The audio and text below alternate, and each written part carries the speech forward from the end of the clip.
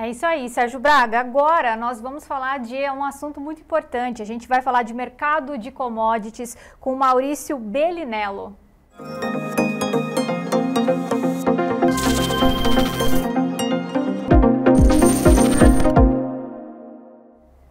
Maurício, boa tarde para você, tudo bem? Eu vou bem, Braga, boa tarde a todos. Está em Curitiba hoje, não? Estou em Curitiba, Braga, estava fora aqui, mas cheguei agora. Só imagine, em Santa Catarina a temperatura está beirando os 39 graus lá onde o Brandalize está acompanhando, Tangará. E em Curitiba, mais ou menos, a temperatura está boa, elevada, calorão também, não? Nós estamos com chuva há uns 60 dias aqui, meio sem parada, viu, Braga? Deu uma estiadinha ontem e hoje está fazendo 27 agora aqui, 26, 27. Falaram que vai até domingo, segunda, mais menos chuvoso, mas na sequência já voltamos ao clima molhado. Isso aí, muita chuva, temperatura até que agradável, né? Isso. Agora, vamos falar sobre o mercado, sobre o balanço dessa primeira semana do mês de fevereiro, né? Começou o mês de fevereiro rapidinho e o mercado, vamos dar uma olhadinha primeiro em tempo real que acontece na tela com Chicago e também Nova York. O Gleidson vai colocar na tela, está aí praticamente tudo no vermelho, com exceção o petróleo e o ouro. A soja nesse momento a 10 dólares, 49 centes. Queda de 1,04, milho 4 dólares 86,88, 1,44 de queda, trigo 5 dólares 82,90, 0,70 de queda. Em Nova York, o café a 403,58, 0,05 de queda, depois dessas altas estilingadas aí com café. O açúcar a 19,47, queda de 0,51%, o algodão 65,98, queda de 0,08%. Petróleo, 70 dólares e 74, 0,14 de alta. E o ouro, sempre aí, galgando novas posições, novos valores, 2.888 dólares por onça Troy, alta de 0,39%. Seria soja, milho, trigo, café, açúcar, algodão, um movimento de realização hoje ou não? Maurício? Eu acho sim, Braga. Pelo menos faz muitas semanas que a gente está tendo movimentos muito fortes, né?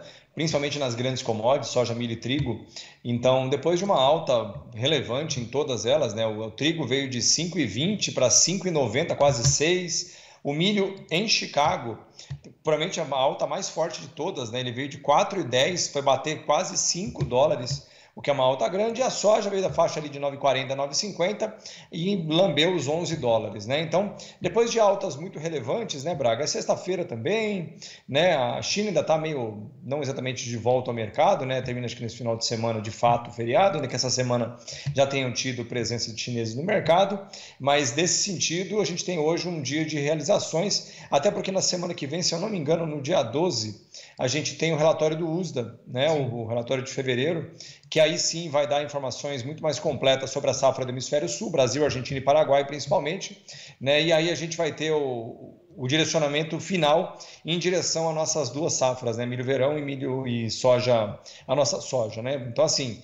eu acho que depois dessa alta, nada sobe para sempre, nem cai para sempre, né, Braga? Então depois de movimentos muito intensos de alta, é muito comum a gente ter um movimento de realização, mas para ser bem sincero, ainda são movimentos bem tímidos, para dizer o mínimo, né? Você vê altas de 15%, 20%, tendo dificuldade para cair 2, 2,5%, 3%, né? Então, por enquanto, isso é uma boa notícia, porque mesmo no movimento que é normal de realização, por enquanto falta vigor nesse movimento. Agora, será que o mercado já está precificando também o relatório ou ainda é cedo? O movimento é mais técnico, como você mesmo disse, porque sempre à frente, né? É lembrar que todos que operam no mercado estão sempre à frente. Isso. E até mesmo antecipando aquilo que o USDA pode trazer nesse relatório, né? Exato, Braga. A gente tem ainda uma situação brasileira, principalmente no centro-oeste, de chuvas, né? Principalmente no Mato Grosso, que está atrasando a colheita, que já era para estar num ritmo mais alto nesse momento, mas ainda temos um bom tempo de janela de colheita. Ela tem que parar para parar de perder qualidade a soja nesse momento também, né? Mas assim, o relatório em si, eu não espero, Maurício, né? Por enquanto eu não espero nenhuma grande alteração nas perspectivas de soja principalmente, né? Até porque, tirando regiões pontuais do Rio Grande do Sul, Santa Catarina, a média dentro do Brasil, eu digo pelos meus clientes mesmo, Brasil afora, tá todo mundo falando, Braga, de média alta ou recorde de produção na soja. Então isso eu estou falando de gente que está desde o Paraná até o Pará, né? Então a gente está com uma perspectiva boa e, por enquanto, pelo menos o que eu tenho visto, ainda que a gente lembra sempre, né? Isso eu gosto de lembrar o agricultor médio, Braga, porque às vezes o cara está numa região, mas aqui na minha região tá com um problema, tá? Como é que tá Sorriso, por exemplo, né? Como é que está Rio Verde, né? Como é que estão as grandes praças produtoras de soja no Brasil ou de milho, depende do que você está falando, né? Porque lembrando, isoladamente você pode ter problemas, mas principalmente você tem que olhar o mercado de hemisfério, ou seja, como é que vai ser a safra total do hemisfério sul, somando Brasil, Argentina e Paraguai. Porque se você olhar isoladamente, você vai sempre ter uma leitura mais prejudicada. Também quero deixar claro que eu não estou dizendo que a gente não vai ter uma piora na safra brasileira, né? Na verdade, isso é um detalhe interessante que pouca gente se atenta, né? Normalmente, os dados iniciais de safra total ou de projeção de safra total dizem respeito ao que a primeira informação que você tem. Qual foi a área plantada e qual a média de produtividade esperada. Portanto, normalmente o que você tem é uma partida com uma safra muito grande, projeção. E de acordo com que o tempo vai passando, essa projeção vai... O normal é ela cair, porque você vai tendo, obviamente, em uma região ou outra, uma safra que não se confirma, né, em termos de produtividade. Então, eu ainda acho que a gente vai para a safra recorde esse ano, até porque, lembrando, né, se o Brasil tiver 158 milhões de toneladas, já é safra recorde.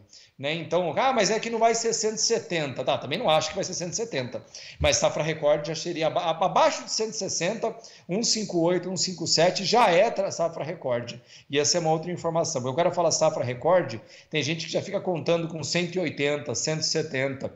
Para ser recorde, basta produzir 1 tonelada a mais do que a nossa maior safra, que, se eu não me engano, foi de 154 milhões de toneladas. Deixar claro também que quando se fala uma safra grande, o recorde, seja lá qual for, né, o percentual, né, o tamanho dessa safra, tivemos problemas, né, localizados, mas a média do Brasil acaba, né, sobrepondo aos problemas que tiveram os produtores lá do Rio Grande do Sul, com quebra de safra, às vezes nem colhendo nada, né? A média, né, tem que ser somada a média, né, que alguns colheram mais, outros, infelizmente, nada colheram, né, Maurício? E isso é importante, viu, Braga? Se você me permite um último comentário para não me alongar muito, é importante lembrar que todo ano, em algum lugar, quebra muito e em outro lugar produz muito. Então, a média é sempre o que interessa.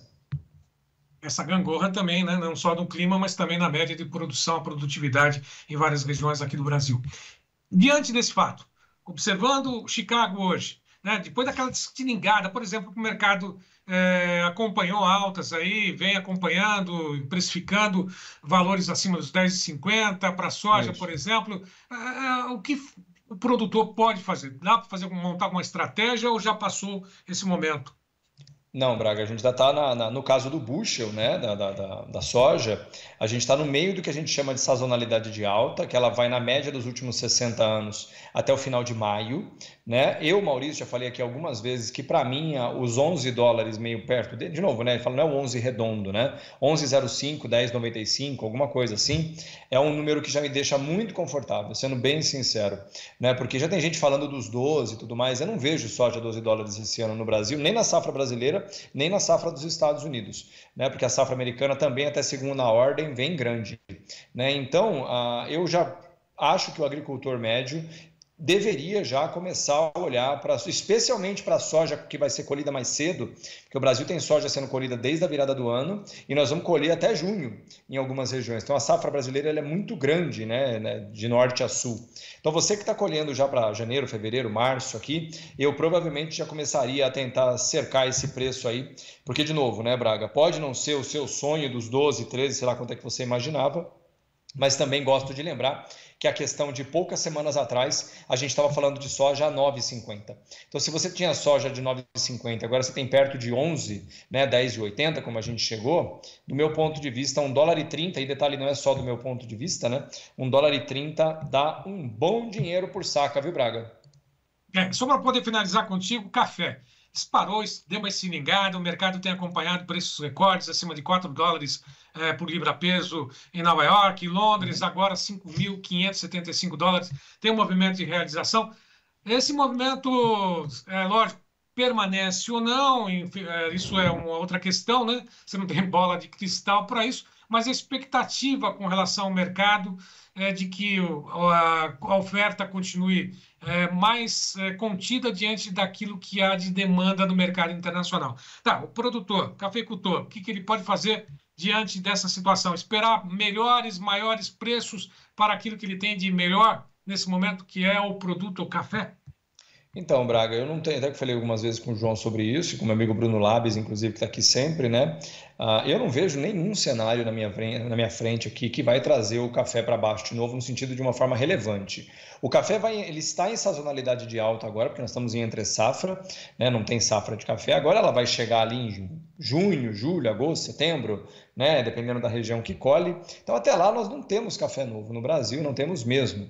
E detalhe que esse ano é bienalidade negativa, a safra já é menor e ainda assim, muitas áreas com quebra relevante, algumas áreas falando de 20, 25, 30% de quebra, né, em relação ao estimado. Então, resumindo, não tem café no mercado, não tem. E esse ano não vai regularizar. Já falei algumas vezes que, para mim, a única chance da gente ter uma melhoria potencial nos preços do café é se tudo correr bem na safra do ano que vem, que é lá para o meio de 26. Até lá, Braga, eu até acho que dentro da sazonalidade brasileira, quando a nossa soja estiver chegando, até tem uma chance de realização, é normal acontecer um pouco, até porque você tem uma oferta maior disponível no mercado, mas sendo bem sincero, os estoques globais de café estão na lona e a safra brasileira não vem como alento esse ano, a safra do Vietnã já veio ruim, sobra, ou seja, mais muitos meses até chegar a nova safra de Conilon, de robusta deles agora. Então, assim, sendo bem sincero, a preocupação do cafeicultor agora é conseguir colher, né, porque muitas áreas estão sofrendo mesmo com quebras importantes, e o cara que conseguir colher,